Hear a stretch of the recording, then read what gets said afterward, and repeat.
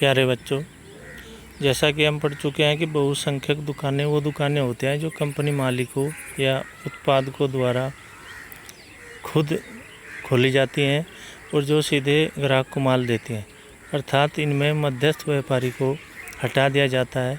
इसमें थोक व्यापारी, फुटकर व्यापारी आदि हैं। इसमें सीधे कंपनी की दुकान से ही ग्राहक को माल मिलता है। आज हम इसमें पढ़ेंगे बहुसंख्यक दुकानों के गुण एवं दोष। गुण व लाभ पहले हैं गुण या लाभ, उसके बाद पढ़ेंगे दोष। तो इसके गुणों में पहला गुण है ग्राहक के अत्यधिक निकट। चूँकि ये दुकानें किसी शहर या बाज़ार में बीच में होती हैं, अतः ग्राहकों से बिल्कुल नज़दीक रहते हैं। इनमें मध्यस्थों का उन्मूलन, यानी जो मध्यस्थ व्यापारी हैं, थोक व्यापारी, फुट व्यापारी, उनको हटा दिया जाता है, उनका उन्मूलन होता है। कंपनी की दुकानें सीधे ग्राहक को माल देती हैं। इसमें विज्ञापन में भी खर्चा कम आता है, क्योंकि सभी दुकानें एक जैसी होती है, तो एक दुकान को देखकर ही ग्राहक पहचान लेता है कि उसी प्रकार की दुकान है। क्योंकि इसमें जितना माल बिकता रहता है उतना कंपनी से आता रहता है और नगद माल बिकता है, तो इसमें कम पूंजी की आवश्यकता होती है। उपभोक्ताओं से सीधे कंपनी मालिकों के उत्पादकों के संबंध रहते हैं। वस्तुएं हालांकि बीच में किसी को कमीशन नहीं देना, थोक व्यापारी को, फुट व्यापारी को, तो अपेक्षाकृत कम मूल्य में बेची जाती हैं, सस्ती वस्तुएं मिलती हैं।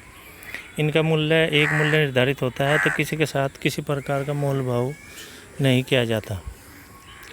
वस्तु के अधिक संग्रह की आवश्यकता नहीं, क्योंकि जितना माल आता रहता है उतना ही माल बिकता रहता है, तो इन पर अधिक माल इकट्ठा करने की आवश्यकता नहीं है।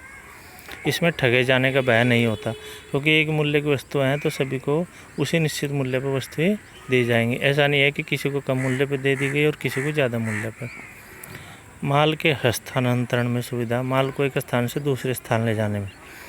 इसमें हर शहर कस्बे में जगह जगह पे दुकानें होने से जहाँ पर जो माल अधिक बिकता है वो माल वहीं पर भेज दिया जाता है, और जहाँ पर जिस माल की बिक्री नहीं है उस माल को दूसरी जगह पर जहाँ पर ज़्यादा बिक्री है वहाँ भेज दिया जाता है। अतः माल का स्थानांतरण में कोई दिक्कत नहीं होती। बड़े पैमाने पर उत्पादन के लाभ, चूँकि इसमें माल अधिक मात्रा में बिकता है तो इसका उत्पादन बड़े पैमाने पर होता है, और बड़े पैमाने के जो भी लाभ हैं उत्पादक को मिलते हैं। उच्च कोटि की वस्तुएं इसके अंदर मिलते हैं, क्योंकि इसमें खराब माल को वापसी देने इत्यादि की सुविधाएं होती है, अतः अधिकतर अच्छा माल ही कंपनी इनमें रखती है। मांग के अनुसार उत्पादन, जिस तरह की ग्राहक की मांग, रुचि, फैशन आदि की होगी उसी तरह का उत्पादक या कंपनी माल तैयार करती है। हानि की पूर्ति, इसमें इस पद्धति के अंतर यदि कोई एक दुकान घाटे में चल रही होती है तो उसकी हानि को अन्य दुकान के लाभ से पूरा किया जाता है। इसमें जो माल नगद बिकता है तो इसमें पैसा डूबने का या ऋण डूबने का कोई खतरा नहीं होता।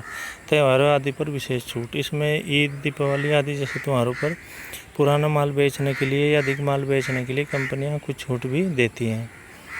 ये थे बहुसंख्यक दुकानों के गुण या लाभ।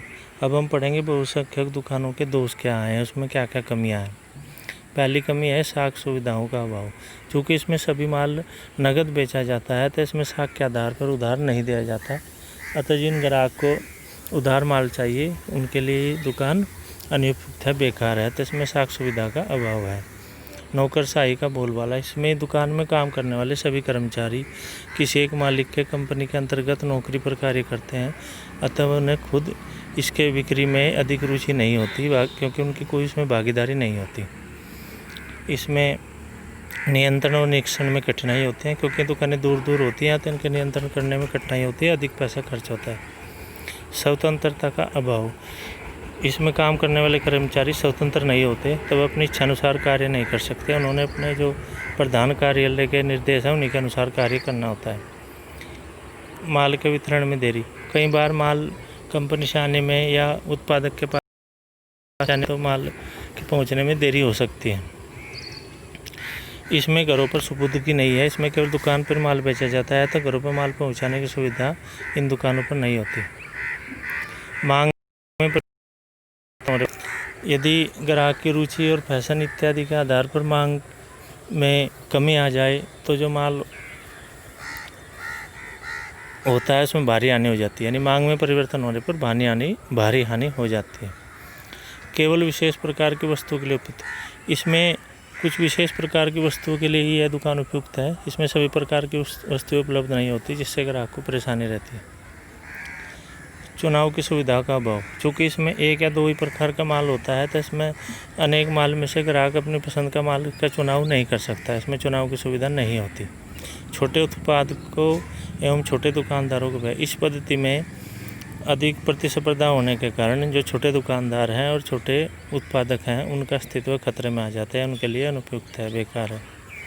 विभिन्न रुचि वाले ग्राहकों के लिए कम उपयोग। कुछ ग्राहक अलग अलग तरह के माल खरीदने में रुचि रखते हैं, ये उनके लिए अनुपयुक्त है क्योंकि इसमें एक या दो ही प्रकार का माल होता है।